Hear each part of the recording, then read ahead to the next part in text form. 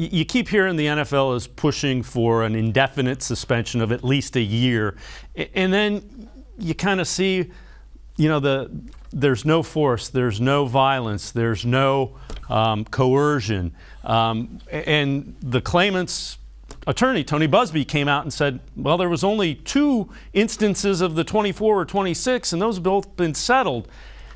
Is the league kind of posturing, do you feel? Because right now it's when they admitted it was indecent exposure, improper touching is what they're looking at as far as the conduct code goes.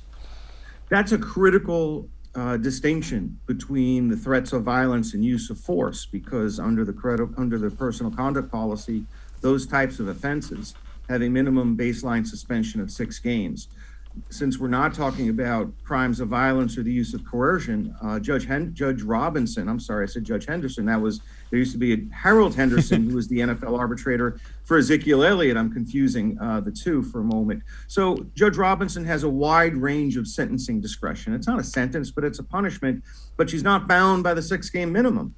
And, between the higher burden of proof, preponderance of the evidence, the lack of a crime of violence, coercion, or threats, she could potentially find him to be in violation of the personal conduct policy, yet suspend him for only a couple of games, or maybe no games at all, and just impose a fine or some counseling.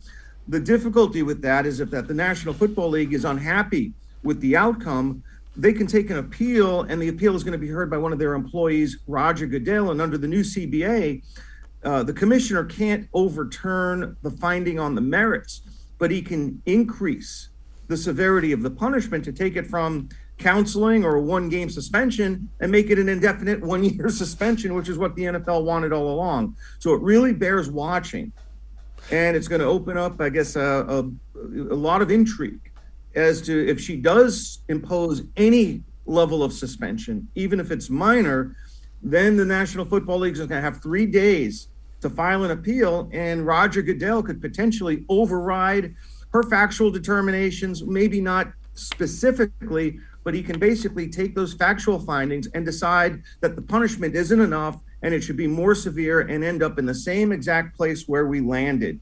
So she might try to write a written opinion with conclusions of law, specific factual findings that could basically box Commissioner Goodell in a little bit and make her opinion appeal proof. I'm not sure how she can do that, because once there's any level of discipline imposed, it opens the door up for the league to take an appeal to their employee, Roger Goodell, and then Roger Goodell can increase the punishment from potentially a non-suspension to a suspension of indefinite duration. But I would think with the higher level of proof, the cherry picking of the witnesses here, we started with 25 civil lawsuits. 12 of these women came forward and cooperated with the National Football League.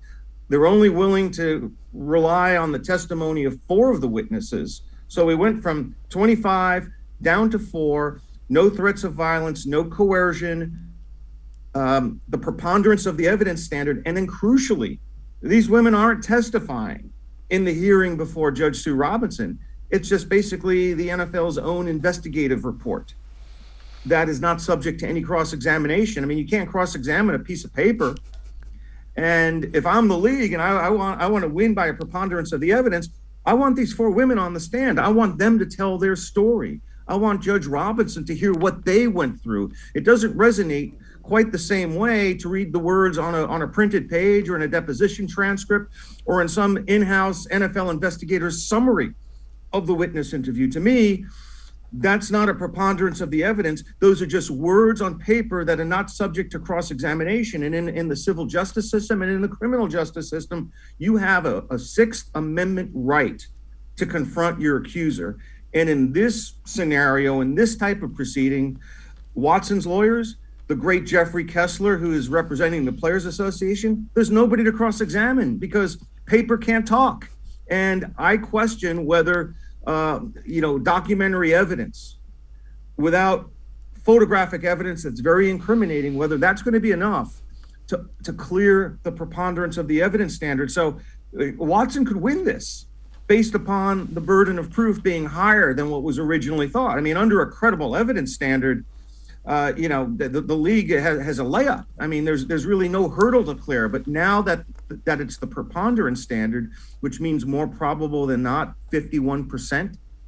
How do you prove that without these women coming into court and subjecting themselves to cross-examination from the defense attorneys? I mean, if I'm the judge, I'm not swayed by a piece of paper unless there's photographs that show injuries, and maybe there was some opportunity to, present two sides of the story. But I question, based on the burden of proof, whether there's going to be enough here to find Watson in violation of the personal conduct policy. And the fact that he settled so many cases, that's not really admissible to show guilt. People settle cases for all kinds of reasons, and it could be just to get rid of the nuisance value. It could be less expensive to settle them now than to pay your attorney's fees for the next 2 years. So the notion that he settled these lawsuits is not tantamount to an admission of guilt. Before I let you go, the judge should know that. I mean, she's been a judge for 25 years. That's black letter law. Settlements are not admissions of liability.